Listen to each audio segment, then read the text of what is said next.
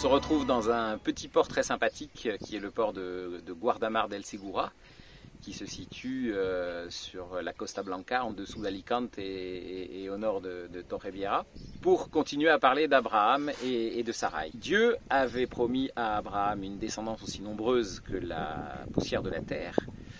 Et donc on retrouve Abraham commencer à parcourir le pays, et notamment il va descendre un petit peu au sud par rapport à là où il était, et il va aller dans les chaînes de Mamré, Mamré étant un personnage, un Amoréen, qui avait en tout cas 2 frères. Abraham va s'établir là-bas, c'est juste au sud de là où il était. On se retrouve dans une situation où Lot est donc à Sodome, Sodome qui est au nord de la mer Morte, et qui est dans une vallée à l'époque extrêmement fertile. L'histoire nous mentionne que quelques rois se soumettaient les uns aux autres, ou plutôt étaient forcés de se soumettre les uns aux autres en fonction des victoires de bataille. On se retrouve face à une tentative de reprise de pouvoir de la part de 4 rois qui veulent en dominer 5 autres. Parmi ces 5 autres, il y a les rois de Sodome et de Gomorrhe, donc avant que ces villes-là soient détruites.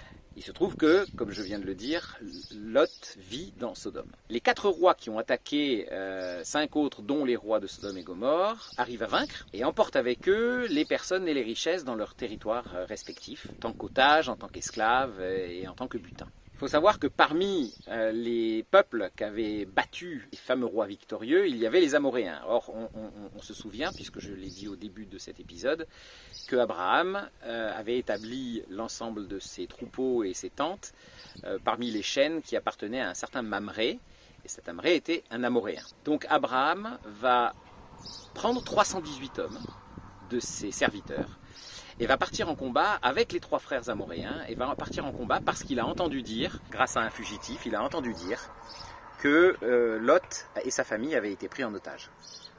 Il va donc attaquer de nuit, et il va combattre les 4 rois vainqueurs, et il va les battre. Il est précisé d'ailleurs une anecdote assez intéressante, c'est que lors du combat précédent, où les 4 rois avaient battu les 5 autres, dont les rois de Sodome et Gomorrhe, ces 2 derniers s'étaient enfuis, étaient tombés dans des puits de bitume, puisque la vallée de l'époque était remplie de puits de bitume, ce qui permettait une certaine richesse. Abraham revient avec l'ensemble du butin, avec l'ensemble de ses hommes, avec Lot et sa famille. Il revient, et les rois de Sodome et de Gomorrhe qui s'étaient enfuis et qui entendent la victoire d'Abraham, eh bien, sortent de leur ville pour aller à sa rencontre. Et là intervient un personnage dont on n'a jamais entendu parler et dont on n'entendra plus parler qu'au travers de ceux qui l'évoqueront. C'est le personnage de Melchisédek, ou Melchisédek. L'auteur de l'Épître aux Hébreux, il l'évoquera en tant que nouvel ordre de la prêtrise. Alors, qui est ce Melchisédek? Eh bien, on ne sait pas. On ne sait pas, toujours est-il que son nom signifie roi de justice, et qu'il est roi de Salem en fait. Et Salem, c'est la paix. Donc c'est un roi de justice et roi de paix.